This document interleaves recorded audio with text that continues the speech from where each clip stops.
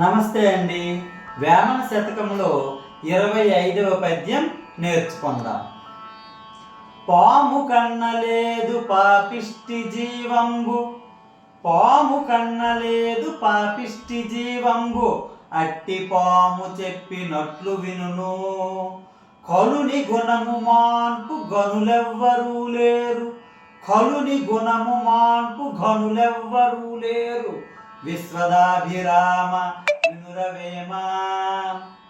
మనము ఈ పద్యం యొక్క భావము చెప్పుకుందాం అన్నమాట. మనకి కీటకాలలో అతి దుర్మార్గమైన పాము ఉంటుంది కదా, ఈ పాము కూడాను మనం చెప్పినట్లు వింటుంది. మనకు పాముల వాడు చూడండి ఆడిపిస్తుంటాడు, కానీ కలుడు దుర్మార్గుడికి వాడిని మార్పు చెందించడానికి ఎంత ఘనుడైనా లేడు అని పద్యం యొక్క భావము. పద్యము మరొకసారి చెప్పుకుందాం. పాము కన్నలేదు పాపిష్టి జీవంబు, అట్టి పాము చెప్పినట్లు వినును.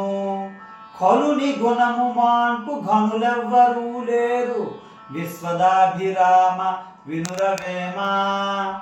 అందుకనే దుర్మార్గులని మార్చడానికి ప్రయత్నించడం అనేది వృధా ప్రయాస. ఇది సహజ గుణము వారికి, కొంత ప్రయత్నించడంలో తప్పు లేదు. మరి థ్యాంక్ యూ.